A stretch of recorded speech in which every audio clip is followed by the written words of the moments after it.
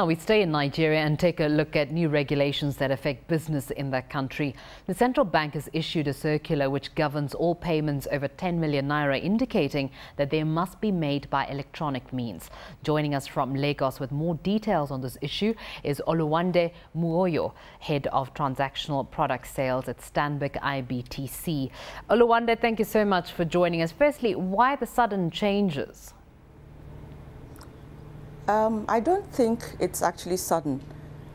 It's a regulation or it's a reform that's been brought about by the fact that there's a recognition that managing a cash-based economy, it's really quite difficult. So it's part of the Vision 2020 strategy to reform the payments system in the country. So it's not actually sudden, it's part of a plan. But is that also part of the tighter regulations that the CBN is trying to bring into the banking sector? Not exactly. Like I said, because it's part of the plan, in 2008, for example, we had the federal government of Nigeria issuing a regulation to all its ministries, departments, and agencies saying that with effect from 1st of January 2009, all payments, regardless of the amount, would have to be done electronically. So the companies and vendors and employees that deal with the federal government are already used to being paid by electronic means. And then take us back to what was the clearing system like before the changes happened? I suppose by that you mean how were payments in excess of 10 million naira being transacted in the past? That's right. Okay, yes. Payments above 10 million naira for most commercial enterprises, apart from the federal government agencies, were being done by checks. So they would issue a check and that would go through clearing. And there's a clearing house for checks, which would take there are 2 clearing sessions every day, and for a check to receive value, it will receive value on the 3rd day after it was presented at the clearinghouse.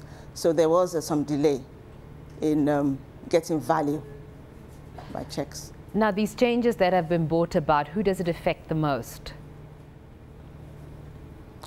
I would say large corporates, because those are the enterprises that deal in payments that are large, in excess of 10 million naira. So it would affect large corporates the most. It would also affect the banking system as well, because there are a lot of costs associated with processing of checks, such as, for example, a branch network. So being able to do things electronically would reduce some of those costs, and they could be significant. Talking about the banking industry, do you think that the Nigerian banking industry is actually prepared for this? The industry is prepared. In 2009, when the federal government insisted on electronic payments, a lot of banks either acquired an electronic platform or enhanced what they had already. And therefore, the problems of suddenly moving from from a manual system of checks to electronic were overcome largely in 2009, because every bank had to find some way of being able to make those payments. So in terms of infrastructure, that is in existence, and I would say the banking industry is ready. And how do you think it's going to affect business going forward?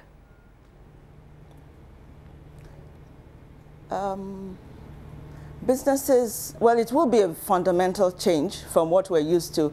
Everyone is used to a system of paying by check or by cash. Now that electronic means will come into play, there'll be a faster means, a faster and a more efficient way of making payments. So if payments are made more efficiently, then there will be a faster means of exchanging goods and services, which must be very good for any economy. And so I think it's a very definite positive move.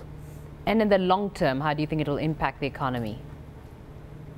Well, certainly the central bank will have better management of the economy.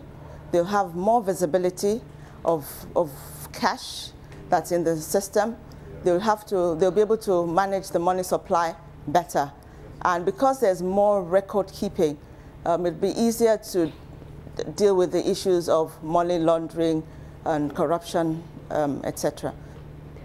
Well, businesses that operate with a lot of cash at the moment, do you think it impacts them negatively in any way?